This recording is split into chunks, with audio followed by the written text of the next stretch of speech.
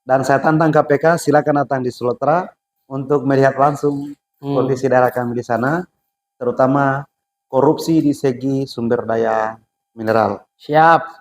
Dan korupsi di bidang penggunaan APBD maupun APBN. Ya, baik, itulah tadi Assalamualaikum warahmatullahi wabarakatuh. Berjumpa lagi kita dalam Enpol Show. Pada kali ini kita akan berdiskusi tentang isu-isu yang krusial dan isu-isu yang kemudian berkaitan langsung dengan kepentingan warga negara tentunya.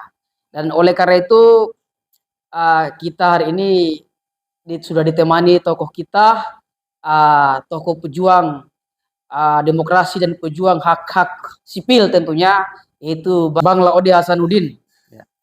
Dan ini coba kita bahas tentang isu-isu daerah, di mana beliau adalah, Bang Laode adalah salah satu tokoh yang kemudian sangat begitu bersemangat dalam memperjuangkan persoalan-persoalan yang terjadi di daerah, khususnya di daerah Sulawesi Tenggara ya Bang ya. Tapi sebelum kita mulai, coba kita menyapa dulu Bang Laode. Bagaimana kabarnya Bang Laode? Alhamdulillah sehat selalu. Siap, alhamdulillah. Bang Laode ini kalau misalnya kawan-kawan banyak memantau, beliau ini tadi selain tokoh yang selalu memperjuangkan hak-hak sipil daerah di masyarakat Sulawesi Tenggara, beliau juga ini sebagai seorang pendiri daripada sebuah organisasi yang bernama AP2 Sultra. Sekaligus juga sebagai pembina AP2 Sultra. Tapi untuk lebih jauh coba kita tanyakan beliau bagaimana Bang keseharian.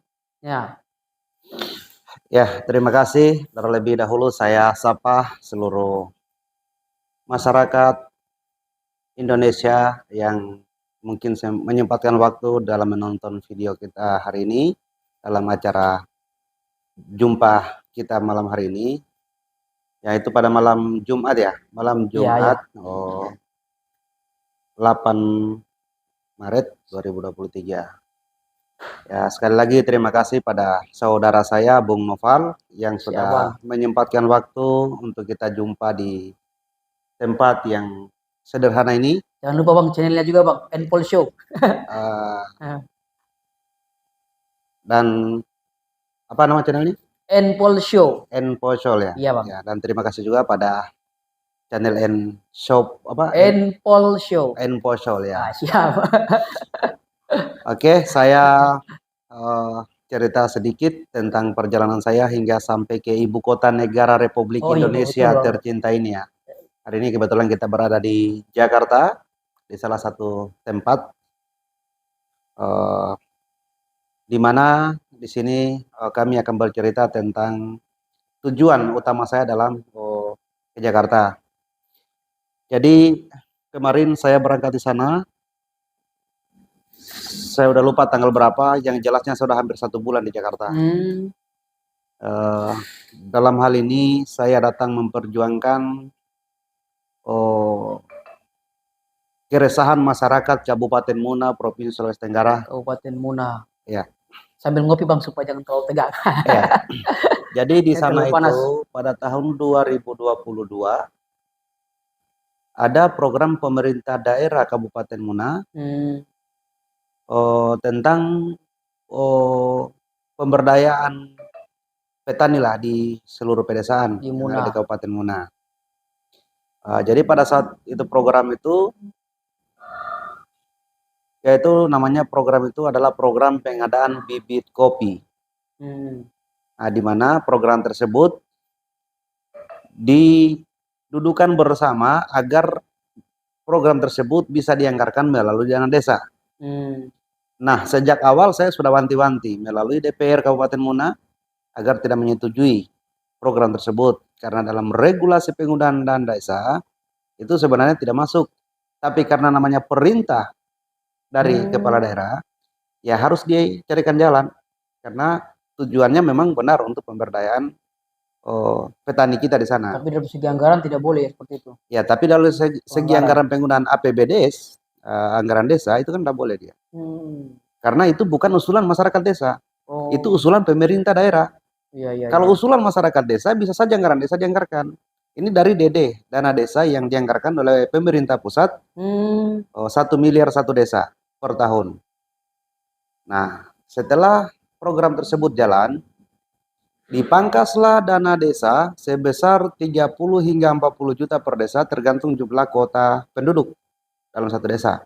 Dia tidak merata 40, tidak merata 30, cuma dia paling rendah 30 naik ke atas 40. Ya, ya.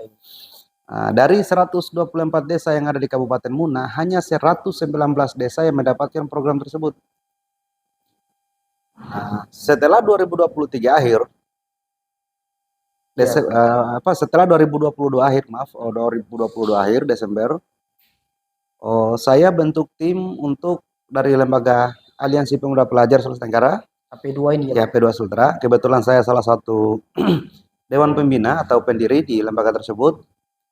Melalui rapat kerja pengurus lembaga AP2 Sultra di markas besar lembaga AP2 Sultra yang bertempat di Kota Kendari. Kota Kendari ya. Saya mengeluarkan melalui ketua umum saya, memerintahkan ketua umum untuk mengeluarkan surat perintah tugas dalam hal ini melakukan pemantauan terhadap penanaman bibit kopi. Sudah sampai di mana programnya? Yang kemarin dianggarkan itu. Yang dianggarkan 30, ya sebenarnya sedikit per desa 30 juta. Tapi kalau dikali 100 kan hampir 4 miliar 100 ini. desa ini kan waduh. Iya, hampir 4 miliar.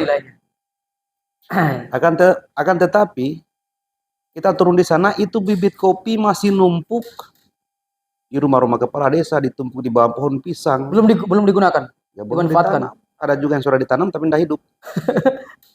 Nah, kita lah cek siapa sih yang adakan bibit kopi ini. Ini kan karena ini menggunakan uang negara, otomatis harus ada istilah lelang.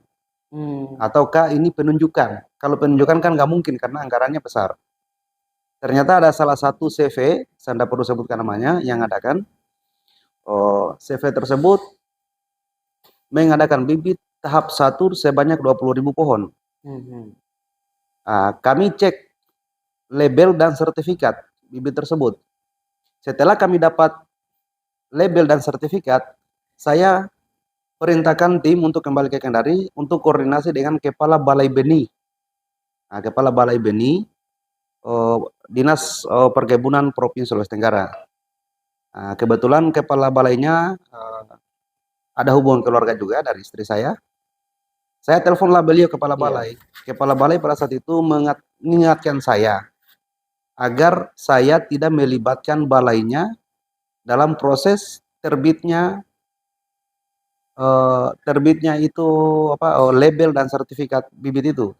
Karena pihak balainya tidak pernah mengeluarkan sertifikat dan label itu, di mana mereka adalah salah satu balai yang berwenang untuk melakukan uji agar sertifikat keluar dan label itu. Tapi mereka tidak mengaku. Itu gimana? Belum, masih panjang ceritanya. Panjang sekali ceritanya. Kembalilah saya di Kabupaten Muna dan itu hari saya langsung pimpin langsung. Dengan alasan bahwa kita melakukan kunjungan kerja ke Kejaksaan Negeri Muna, Polres Muna, Inspektorat Muna, dan DPRD Muna, dan Pemda Muna. Jadi surat kami 1 minggu turun di Kabupaten Muna bahwa kami melakukan kunjungan kerja. Tapi yang terima kami di sana, Kepala Inspektorat tidak mau terima kami. Kenapa? DPRD, gedung DPR yang mewah itu di DPR Muna kosong, nggak ada satu orang pun biar staff tidak ada. Padahal kan hari kerja. Kalau di kantor daerah, ya karena pada saat itu Pak Bupati tidak tempat, kami tidak langsung masuk ke dalam, langsung balik. Yang terima kami di sini hanya Kejari dan Polres. Diskusilah saya dengan Kajari dan dengan tim dari Polres Muna, mempertanyakan sudah sampai di mana laporan kami terkait dugaan korupsi penyalahgunaan dana desa di Kabupaten Muna. Polres mengeluh bahwa mereka ada kesulitan bekerja karena LHP Inspektorat tidak mau menyerahkan ke Polres. Ini yang membuat polisi Polres Muna sulit untuk bekerja. Ya semoga pihak Tipikor Polres Muna mendengarkan cerita saya yang sebenarnya. Banyak. Setelah itu saya menuju ke Kejaksaan Negeri Muna. Di sana ketemu Asintelnya. Ketemu Pasintelnya Kajari Muna, cerita banyak. Mereka juga jawabannya sama. Nah, setelah kami menganalisa, di sini ada yang ditutup-tutupi Inspektorat untuk menutupi kejahatan-kejahatan yang ada di birokrasi Muna itu. Banyak kejanggalan ya, Bang? Banyak kejanggalan. Kenapa saya katakan demikian? Karena sampai hari ini mereka belum ada mengeluarkan hasil LHP tentang penyalahgunaan dana desa di Muna. Dan di Muna itu pada tahun-tahun kemarin itu hampir 4 tahun sampai ada yang 5 tahun. Ada namanya pelaksana jabatan kepala desa yang ditunjuk dari ASN, dari birokrasi. Di masa jabatan PJ ini selama 4-5 tahun, sama sekali tidak ada tanda-tanda pembangunan di desa di Kabupaten Muna. Kenapa saya giat perjuangkan hal ini? Karena daerah Kabupaten Muna adalah daerah kelahiran saya yang saya harus perjuangkan. Yang akan mungkin rela mengorbankan nyawa saya yang sudah habis aset saya jual. Aset saya habis saya jual hanya untuk membiayai saya gerakan saya di sini. Baik, ini sangat luar biasa tadi apa yang kemudian diceritakan oleh Bang Laude. Nah, ini menarik satu perhatian bahwa ini adalah tanggung jawab anak yang lahir dan dibesarkan di daerah sendiri yaitu Muna, maka punya tanggung jawab moral ya Bang ya, untuk kemudian mempertaruhkan segala hal yang kita miliki untuk bisa bagaimana melihat daerah kita, desa kita, kemudian itu bisa menjadi maju tentunya. Tapi Bang, dari lihat apa yang Abang ceritakan tadi, bahwa sepertinya ada dugaan, kalau saya melihatnya bahwa ada dugaan antar satu institusi dengan institusi yang lain menutup-nutupi, sama-sama mengetahui tapi menutup-nutupi, itu bagaimana Bang? Apa benar dugaan saya? Artinya atau kalau dugaan itu kami sudah sampaikan di gedung KPK RI. Kami sudah Bang? Iya, melalui demonstrasi pada tanggal 27 Februari 2023 kemarin. Itu hari Senin, itu sampai menetes air mata saya melakukan orasi. Memimpin orasi di depan Kejaksaan Tinggi karena di mana daerah ini saya sedih membahas daerah saya Kabupaten Muna. Kenapa? Sulawesi Tenggara dulu adalah bagian dari Sulawesi Selatan yang disebut Sulsera kalau saya tidak salah. Sulawesi Selatan Tenggara.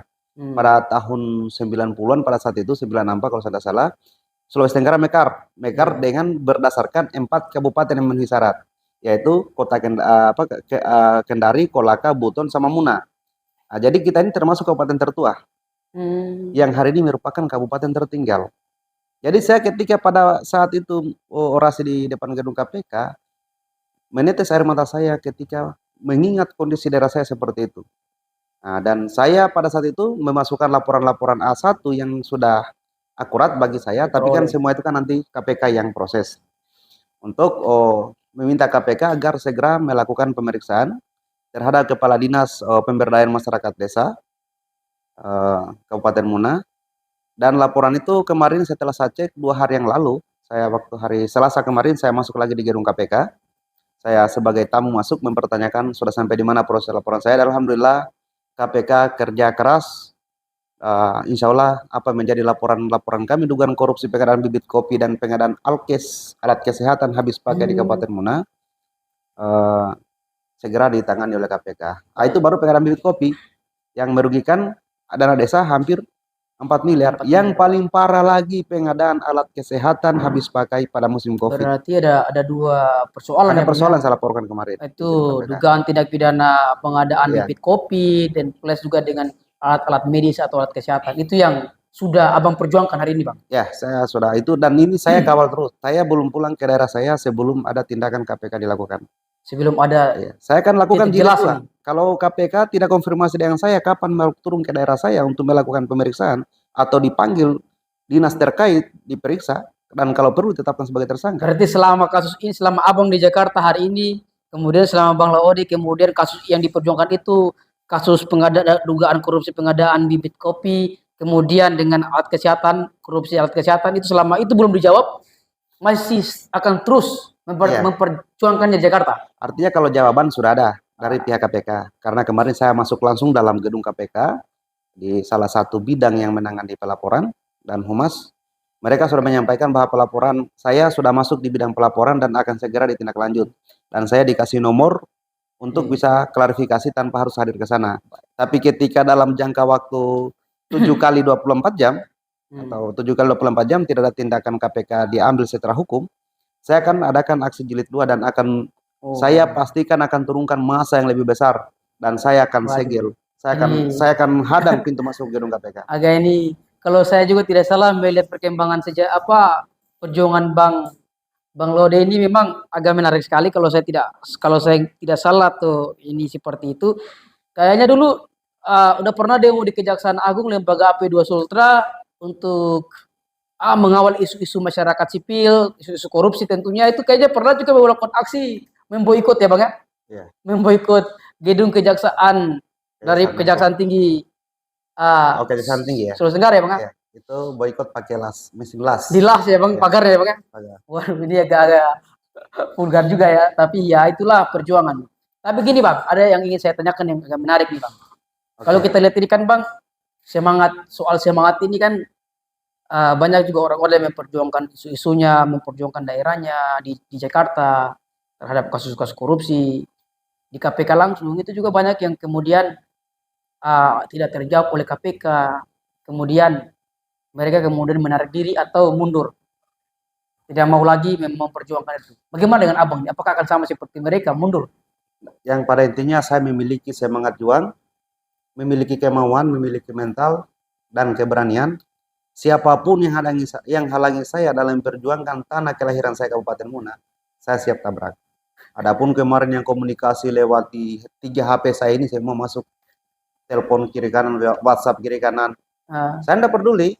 Tujuan saya mensejahterakan masyarakat Muna sebagai tanah kelahiran saya. Saya tidak ada tendensi politik di sini. Kalau diintimidasi Bang, bagaimana Bang? Diancam, mau di ini gitu-gitu? Oh, itu saya udah hal biasa saya alami. Saya ini bukan baru pertama kali demo. Saya udah 19 tahun di dunia pergerakan. Waduh, agak berat juga. Jadi saya kalau hal seperti itu. Nggak takut ya Bang ya? Saya mantan orang yang jadi begini. Kenapa saya dirikan AP2 Sultra ini? Pada saat itu saya jujur jenuh dengan kehidupan jalanan. Saya orang yang tidak punya pendidikan pada saat itu, orang yang tidak tamat SMP, saya hanya kelas 2 SLTP pada saat itu, saya putus sekolah. Cuma saya udah capek dengan kehidupan jalanan, udah capek berkelahi di jalan, udah capek. Masa preman ya, di dalam semua ya. Ya, saya udah lalu, jadi saya tidak punya senior. Kalau bicara senior, jujur saya tidak punya senior, tapi kakak-kakak saya banyak untuk minta saran dan pendapat. Tapi kalau bicara senior, karena apa? Saya bukan aktivis yang lahir dari dunia kampus. Saya aktivis yang lahir dari pinggir jalan. Ilmu saya dapat dari pengalaman di pinggir jalan. Luar biasa sekali. Jadi saya hanya kemarin ikut ujian persamaan paket B, paket C. Jadi dulu saya dibully, ngapain ikut itu katanya. Sudah punya pendidikan. Tapi kan hari ini orang bersyukur. Tidak sedikit orang yang selesai kuliahnya yang ber-AP2 ini. Bahkan saya adakan markas besar yang begitu besar untuk tempat tinggal para pengurus, untuk mensejahterakan, bukakan bidang usaha. Nampaknya ini menjadi dua hal yang harus kita perhatikan, bahwa dengan posisi kita, keadaan kita seperti apa ya, kemudian itu jangan menghentikan semangat untuk berjuang, itu kan. Yang kedua, bahwa jangan takut untuk mempertaruhkan sesuatu, apalagi itu kemudian adalah hal yang positif. Tapi masih dengan ini Bang. Ya, tapi satu lagi saya tambahkan sedikit. Masih lagi nih Bang. Yang paling menarik itu pengadaan Alkes. Pengadaan Alkes ini dia 1 tahun, kemarin tiap tahun itu dipangkas 20 juta per desa kalau tidak salah. 20 juta per desa selama 3 tahun berturut-turut. Berarti kena 60 juta per desa. Coba kalau kita kalikan, 60 juta per desa kali 100, 24 desa. Mana kalkulator saya ini? Coba mau dicek dulu, harus dicek lagi nih kan. Ini bicara data soalnya nih kan. Ini kita hitung-hitung aja berapa kerugian negara di situ. Ini saya kalau hitung-hitung tentang kasus-kasus yang sifatnya angka-angka ini agak-agak sulit karena tidak terbiasa. Tapi coba kita lihat. Kita bukan bicara angka apa ini kita hanya mau hitung berapa sih kerugian ya. Berapa sih dana desa dipotong untuk pengadaan Alkes. Jadi kemarin setiap desa berapa tuh Bang? 2 kali 3 6. Berarti 60 juta ya, 60 juta dikali 124 desa. Ini 7.440 juta. 7.440 juta untuk pengadaan Alkes selama 3 tahun berturut-turut. Nah, pertanyaannya, Kabupaten Muna itu adalah kabupaten di mana sumber daya masyarakat, sumber pemikiran masyarakat di sana tentang COVID di sana itu jujur, kalau secara aturan kita ikut. Tapi kalau untuk kayak seperti masker yang pakai alat habis pakai itu, di sana kan kebanyakan mayoritas petani kita di sana. Iya. Pada saat musim COVID, masyarakat tidak urus COVID, mereka pergi berkebun, bersihkan kebun itu orang-orang tua kita di sana, adik saudara kita. Kecuali kayak kita yang merantau di kota Kendaria, itu kita pasti aturan kan, yang ikuti protap kan. Karena keadaan situasi kan. Situasi. Kalau di sana orang kebanyakan di kebun pergi petik jambu mente. Gua tahu pakai itu, Bang. Ya. Jadi itu alkes pada saat itu hanya dititip di rumah kepala desa, sekretaris desa. Kadang mungkin hanya dosnya. Siapa yang lihat dalam, kan nggak ada yang lihat. Gak ada isinya ya? Artinya kita nggak bisa memastikan. Nggak bisa memastikan. Tapi kan siapa yang lihat di dalam itu? Apakah betul itu alkes dalam itu atau bukan? Jangan sampai hanya dosnya. Bang Lode ini wah, sudah agak ini kan. Bang Lode agak kritis sekali dalam melihat isu-isu yang ada nih kan. Sampai isu-isu masalah alat kesehatan kemudian bisa dikritisi dan dilihat seperti itu. Tapi Bang, apa ada dugaan tipikor di situ? Ya, bicara tipikor itu kan yang penting kan begini. Kami ada dugaan korupsi yang kami sudah masukkan di KPK. Nah, dan ini dua informasi ini kemarin dua dugaan korupsi yang kami masukkan kemarin di KPK. Jadi kemarin itu yang kami laporkan bukan instansi yang terkait. Nah, kami laporkan langsung bupatinya di KPK. Kenapa? Artinya nanti KPK walaupun di sini bukan bupati, tapi di situ kami dalam surat bentuk laporan, surat dugaan laporan surat dugaan korupsi Bupati Muna. Iya. Kenapa demikian? Nanti KPK tentukan siapa sih yang bersalah di sini, karena di mana Bupati Muna sebagai penentu kebijakan tertinggi dalam sebuah daerah pasti mengetahui pengusulan penggunaan anggaran sebesar ini, Bupati pasti mengetahui. Nantilah KPK yang kembangkan siapa sih yang terlibat di dalamnya. Betul. Tapi dipegang dulu kepalanya yang tertinggi Bang ya, supaya diselidiki kan? Iya, artinya kan dipanggil dulu pimpinannya. Kalau mau bupati saya enggak tahu ya, itu kadis saya. Bahkan panggil lagi kadisnya, itu kan wewenang KPK. Kami tidak punya, seandainya negara ini, seandainya Pak Jokowi dia berikan saya hak untuk menangkap korupsi di lembaga P2 Sultra ini, saya habisin mereka, saya tangkap semua. Cuma kan hak kita di P2 Sultra ini hanya melaporkan. Iya, hak hukum hanya melaporkan. Hak organisasi kita hanya melaporkan. Yang memeriksa, mendalami sampai pada satu kesimpulan ada atau tidaknya tindak pidana korupsi itu adalah lembaga penegak hukum. Ini menarik sekali, ada dua isu yang coba yang dibahas dan diulas oleh Bang Laude, yaitu terkait dengan pengadaan dugaan korupsi, tindak pidana korupsi, pengadaan bibit kopi dan pengadaan alat-alat kesehatan. Ini kalau saya lihat nih Bang, masalah-masalah ini nampaknya di Sultra itu begitu masif ya Bang, begitu banyak terjadi ya. Ini apa persoalannya nih Bang? Dan bagaimana solusinya nih Bang? Jadi kan begini, Sultra ini kan adalah daerah dolar. Daerah dolar. Ya. Daerah dolar. Sultra daerah dolar. Kenapa saya katakan demikian? Di sana itu tambang nikel IUP resmi legal.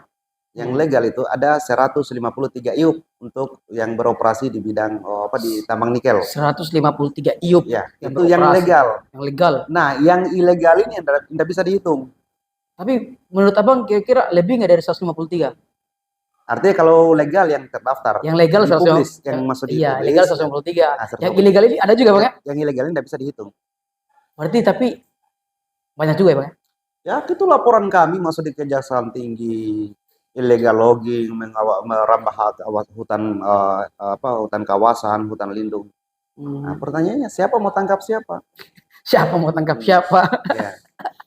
Bahkan kemarin yang paling heboh itu kemarin ada kejaksaan tiba-tiba melakukan pemeriksaan terhadap kerugian negara, yaitu di PT Tosida. PT Tosida Indonesia kemarin ada kerugian negara itu 100 miliar lebih.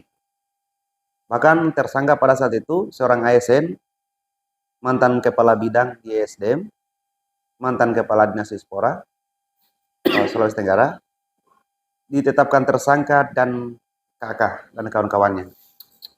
Setelah beberapa bulan ditahan di rutan, tiba-tiba pengadilan Tipikor Kendari vonis bebas. Waduh. Vonis bebas. Bisa begitu ya Bang? Ya, JPU, Jaksa Penuntut Umum pada saat itu menuntut 10 tahun penjara. 10 tahun. Tapi divonis bebas. Pengadilan Tipikor Kendari vonis bebas. Setelah vonis bebas, 5 hakim yang tangani kasus ini di Pengadilan Tipikor Kendari langsung dipindahkan serentak. Tidak ada di tempat. Nah, dan yang divonis bebas ini anehnya, hari ini sudah jadi Kepala Dinas Pendidikan Provinsi Sulawesi Tenggara. Padahal dugaan Tipikor yang dilakukan juga Itu benar-benar ya dugaannya itu benar-benar kuat ya Bang. Sebenarnya bukan dugaan karena sudah ditahan, sudah di rutan, berarti bukan lagi dugaan karena sudah ditahan dia, sudah dilakukan penahanan kejaksaan. Iya iya iya ini. Tapi inilah negeri dongeng kita hari ini. Wajah negara hukum. Ya, artinya hukum ini kan artinya bahasa di masyarakat hari ini orang sering berkata, sering saya dengar bahwa hukum itu bisa dibeli. Inilah yang terjadi di daerah saya. Dan jujur, KPK tidak berani masuk Sulawesi Tenggara. Kenapa? KPK takut masuk Sulawesi Tenggara. Takut siapa Bang? Karena mereka lembaga negara. Lembaga negara, tapi buktinya apa? Banyak korupsi di sana. Tidak berani. Ya korupsi di depan mata, tapi sampai hari ini kan belum ada yang di OTT sama KPK. Apa Bang itu soalnya? Ya itulah saya katakan tadi. Sultra itu kan daerah dolar. Sekarang kita telusuri siapa sih yang punya tambang-tambang di Sulawesi Tenggara hari ini? Orang dari mana sih orang-orang yang punya tambang itu? Ada siapa di dalamnya? Berarti pemilik-pemilik objek-objek vital di sana itu memang adalah orang-orang ini besar-besar semua ya Bang. Iya. Makanya mau tangkap siapa nih kan jadinya begitu. Saya katakan tadi KPK takut ke Sulawesi Tenggara itu adalah bentuk tantangan dari saya agar KPK turun ke daerah saya Sulawesi Tenggara, sapu bersih korupsi yang ada di sana. Jadi KPK diuji oleh lembaga AP2 Sultra. Bukan diuji, saya tantang. Makanya saya katakan tidak berani. KPK tidak berani ke Sultra. Ngapain jauh-jauh pergi tangkap Lukas NMB di Papua sana? Di Sultra dekat kok. Sultra dulu baru Papua. Maunya singgah dulu di Sultra baru ke Papua. Karena di Sultra juga tidak menggila juga Pak ya. Iya. Karena kasus korupsinya juga, pokoknya kasus korupsi yang sebetulnya sangat banyak, tapi sangat jarang disentuh oleh hukum. Jadi di sana itu ada mega proyek namanya Jalan Toronipa Kendari. Oh, program gubernur ya Bang ya? Nggak tahu berapa T habiskan anggaran itu.